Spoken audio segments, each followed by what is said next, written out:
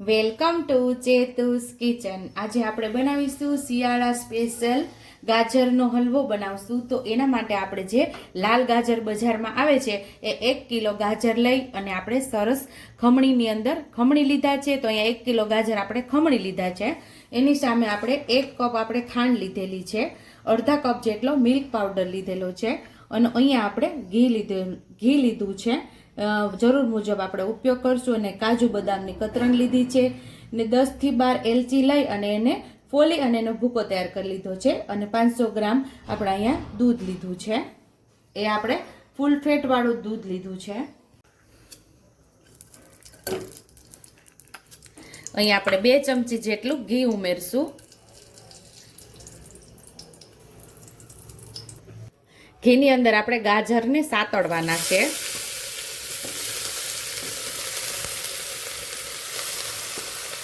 કુકરમાં આપણે બનાવીએ છીએ એ હલવો એકદમ ઝડપથી અને એકદમ મસ્ત એવો ટેસ્ટી આપણો તૈયાર થાય છે। એકદમ ફટાફટ કુકરની અંદર આ આપણો હલવો તૈયાર થાય છે।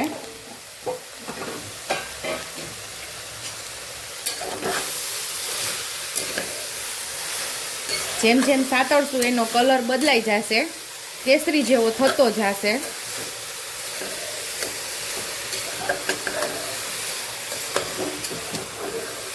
જો અહીં આપણે ગાજર ફેરવતા જશું એમ આપણા ગાજરનો કલર બદલાઈ જશે, લાલમાંથી કેસરી થઈ જશે।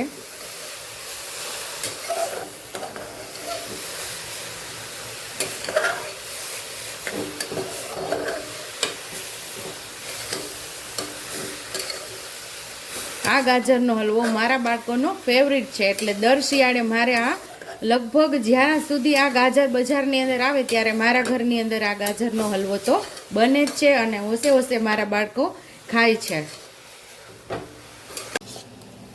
અહીં આપણો અડધો કપ જે મિલ્ક પાવડર હતો એની અંદર અડધી વાટકી જેટલું દૂધ ઉમેરી અને સરસ આપણે મિલ્ક પાવડરને મિક્સ કરી લેશું એટલે ગાંઠી ન પડી જાય।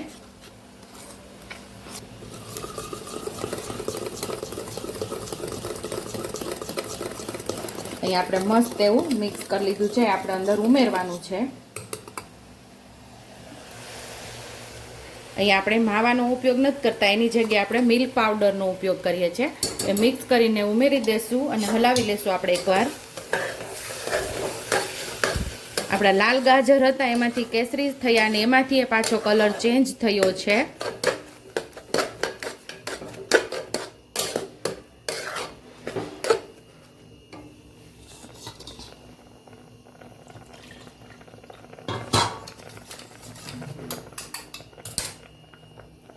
અને બાકીનું જે દૂધ બચેલું છે આપણે અહીંયા ઉમેરી દેશું। એ પણ સરસ આપણે મિક્સ કરી દેશું।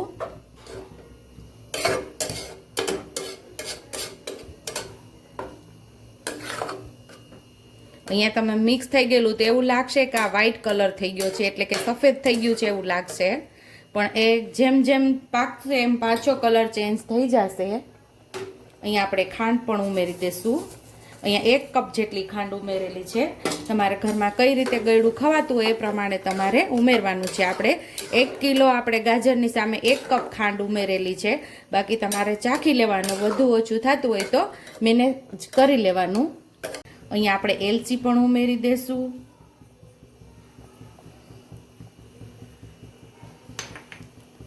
કાજુ બદામની કતરણ પણ ઉમેરી દઈશું, થોડી આપણે રાખશું ગાર્નિશ માટે। બધું સરસ આપણે મિક્સ કરી દઈશું।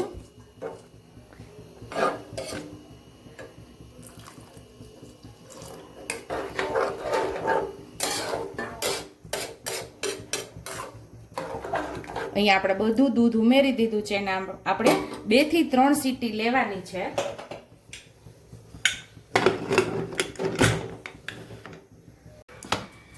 તો અહીંયા આપણે 2 સીટી થઈ ગઈ છે ને હવે ખોલીને આપણે જોઈ લઈશું। મસ્ત એવું ગાજર આપણું પાકી ગયું છે ને હવે આપણે દૂધ બાળવાનું છે। તો ગેસ ચાલુ કરીને આપણે દૂધને બાળી લેશું। અને તમારે જો આ દૂધ ન ઉમેરવું હોય ને તો એની જગ્યાએ માવો જ ઉમેરશો 150 કે 200 ગ્રામ જેટલો, તો તમારે આ બાળવું બહુ નહીં પડે। મારે અહીંયા વધારે બાળવું પડશે, તો તમે માવો ઉમેરશો તો આટલું બાળવું નહીં પડે। તો તો અહીંયા હવે આપણે દૂધ બધું બળી જવા દેશું.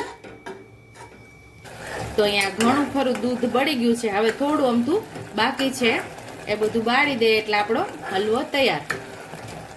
તો અહીંયા આપણું દૂધ બધું બળી ગયું છે. હવે થોડું જ એમથું છે જેવું લિક્વિડી લાગે છે, બધું બળી જાય એટલે આપણો હલવો કમ્પ્લીટ તૈયાર થઈ ગયો છે. અહીંયા આપણે ટેસ્ટી એવો ગાજરનો હલવો તૈયાર થઈ ગયો છે. તો અડધી ચમચી જેટલો આપણે ઘી ઉમેરશું ઉપરથી. તમે ન ઉમેરો તો પણ ચાલે, પણ મને એવું લાગ્યું કે થોડું ઓછું છે એટલે મેં અહીંયા ઉમેરેલું છે. મિક્સ કરી દઈશું.